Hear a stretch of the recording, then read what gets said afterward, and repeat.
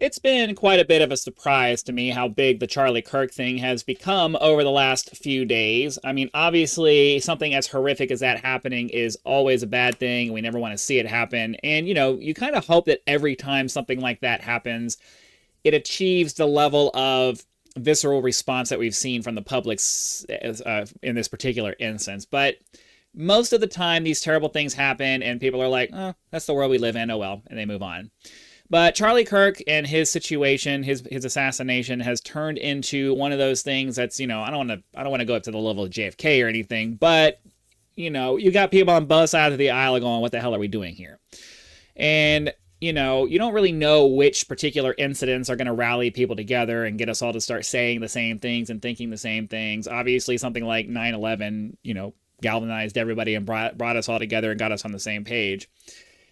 And that's kind of what's making me a little bit scared right now, because while nobody likes division, me least of all, I hate arguing with people. I hate getting into, debates with people, because I understand that if you think one way that's differently from me, I'm not going to change your mind.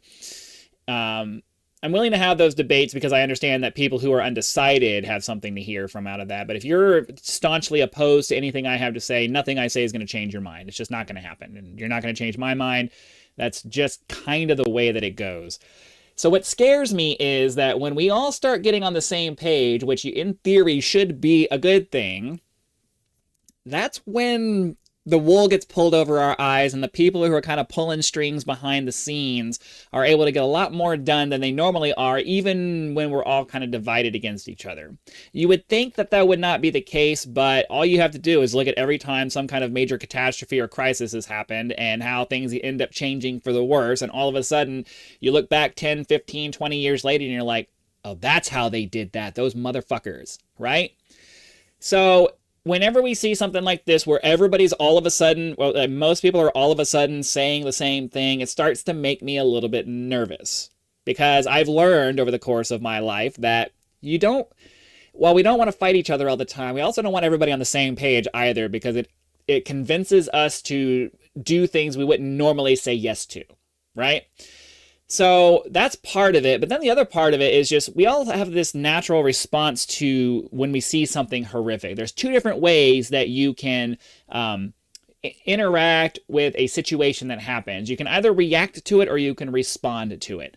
And we human beings, especially in our modern culture, our modern impatient, we want everything done right now culture, have a really bad tendency to react rather than respond to things. Now, what's the difference? Well, you can see it right there in the text.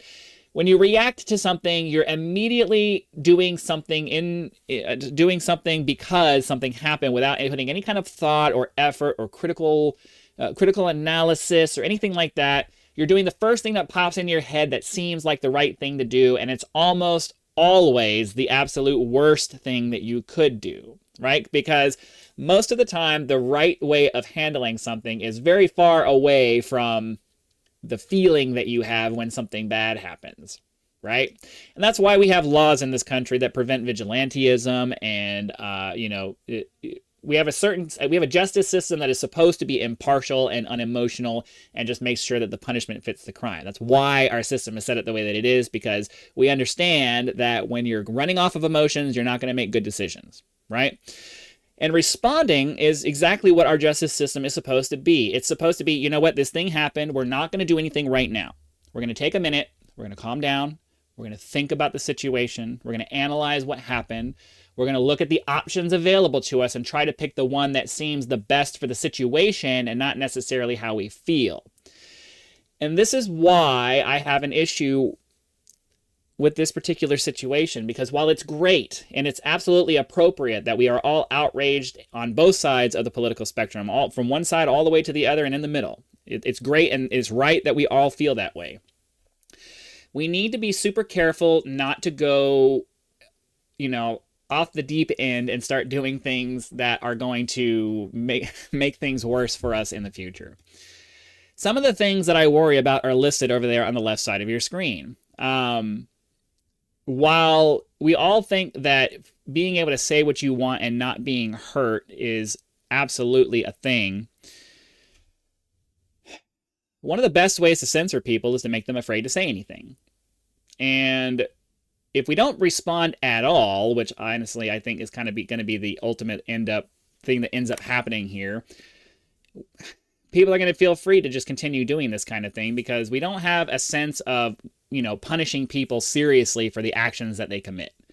And so obviously we want to see some kind of response, but we want to see the response and not a reaction. And that kind of scares me because it could go a couple of different ways. It could go, we don't do anything because we are so afraid of screwing around with free speech that we don't police people in a proper way.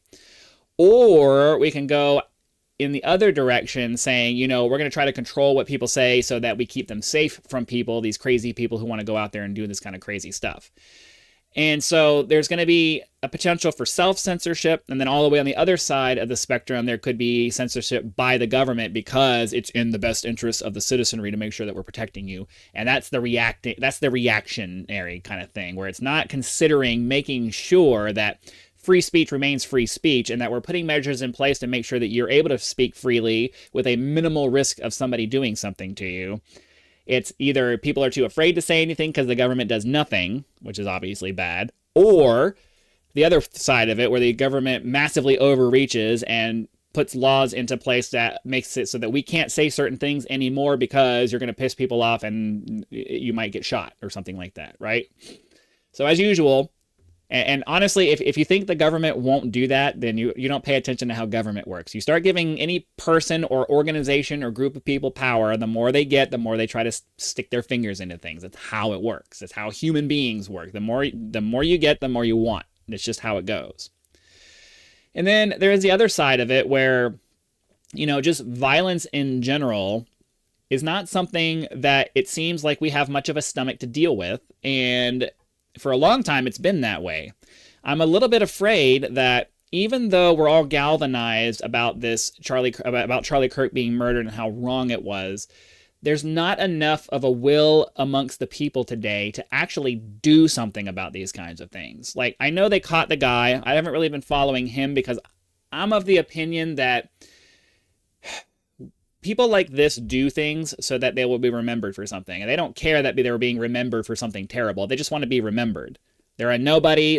Nobody gives a shit about them. So they do this thing because they think they're going to go out in a blaze of glory. And then that's what ends up happening because you remember the name of the person who killed somebody in addition to the person who was killed. You guys are gonna remember this guy's name, especially if the Charlie Kirk thing turns into this massive thing that everybody's like talking about for decades. Because, oh man, this was the turning point in America, right? If this was what this turns into, which it kind of feels like it might, you're going to remember the name of the killer because everybody makes a point of saying, oh, well, let's learn everything about this dumb motherfucker who decided to do what he was going to do. It's like, no, you need to push him off into obscurity, and we need to do that to everybody who does things like this so that people aren't incentivized to do this stuff, because it's going to be like, well, no, you're just going to ruin your life. Nobody's going to remember you. You're going to be completely forgotten. You're going to get what you deserve, and that's just the end of it. So I wish that there was a way to convince everybody to adopt the mentality of, no, don't figure out, law enforcement needs to do it, and there needs to be accountability, because we obviously don't want people just being stuffed away without any kind of evidence or anything like that. Like, it's a catch-22. I understand it's a catch-22. There needs to be publication of something, but we all need to adopt this attitude of, no, motherfucker, we're not going to remember you. You don't deserve to be remembered. We're going to make sure that you're the one who did it, and we're going to make sure we have enough evidence to prove that you did it, and then once you're done, we have no more time for you, dude.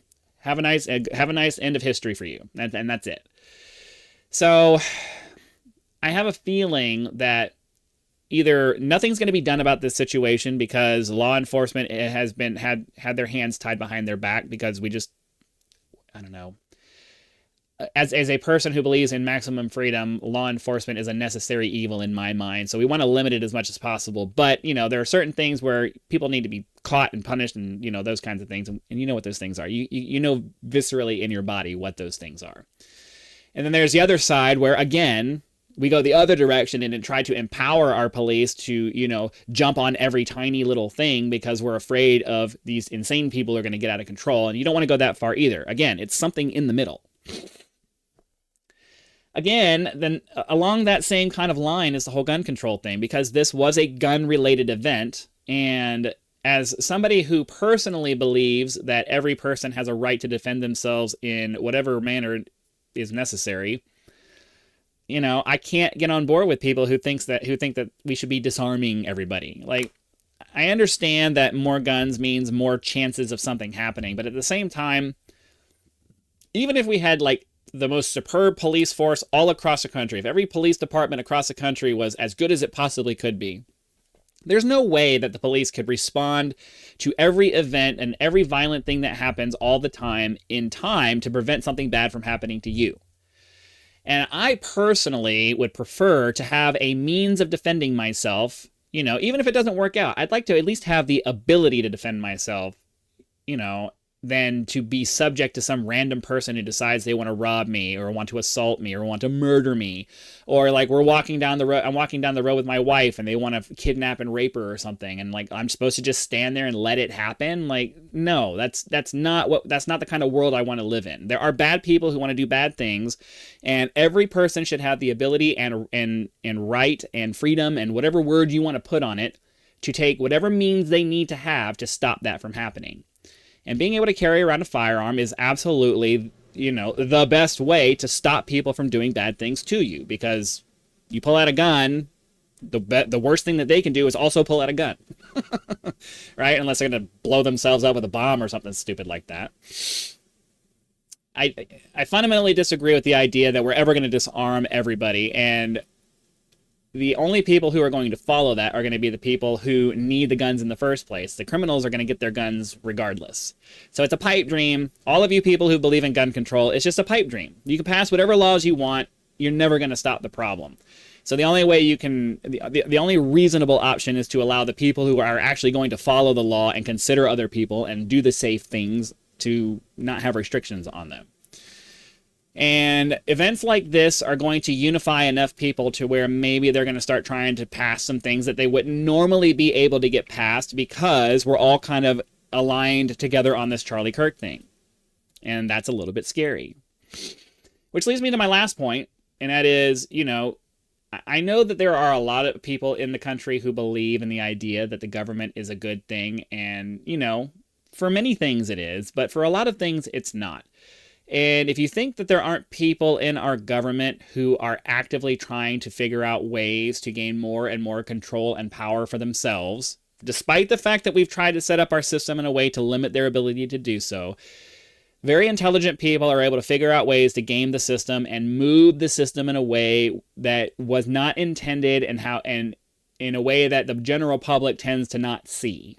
Now, I'm not really big into conspiracies or like that. I just understand human nature, and I understand that there are many, many examples of, really smart, ambitious people out there who figured out a way to weasel their way into the system and use that system to shift things towards themselves. And that's just the way it goes. It's human nature. It's how we work. And it scares me when we all start kind of aligning on an issue, and then that's when these kinds of people, use that goodwill to start inserting things that we don't really want, but we're so focused on, we want to work together because we really need to solve this issue. So let's stick this in, and we don't really realize what it is that they're sticking in. And all of a sudden the government has a little bit more control than they had before. And then they stick another thing in and they have a little bit more control than they had before. And that's how you get this power creep that happens over time. And all of a sudden you're living under an authoritarian state. So what is the purpose of this video today? The purpose of this video is a warning. Absolutely, we need to remember Charlie Kirk. We need to make a big deal out of his death, and we need to make a big deal out of all the deaths of people who are just out there trying to, live the American dream and live American values and speak what they think and, try to advance our society forward. You don't have to agree with him to believe that, free speech and the ability to say what you think is important. You can disagree with him all day, but we absolutely all should agree that you should be free to say what you think, and we can argue and fight and all of that stuff. Like argue and debate. And when I say fight, I mean debate. I don't mean physical violence. We can argue and debate and whatever other words you want to put into aggressively disagreeing with people. But violence should never be a solution, and obviously the message should be that as the primary thing. But the secondary thing is that regardless of how much we all agree that this is a horrible thing, we need to, this is the time where we need to be the most careful about what we agree to, what decisions we decide to make. Anytime you're in a heightened emotional state, that's when you're going to make your mistakes, and that's where you're going to be manipulated, and that's when the people who want to do these things are going to be at their most advantageous and powerful. And this is the moment where we need to say, yes, we need to address this situation, but we don't need to address it right this minute, and we do need to address it with cool, calm, collected thought processes that allow us to analyze what happened and come up with a good solution so that we don't make stupid decisions and we don't have people coming in and forcing in things that we don't want. And I think that's extremely important. So that's what I wanted to say. Hopefully that made sense. Hit that like button, subscribe to help us reach our first 1,000 subscribers, and I'll see you for the next one.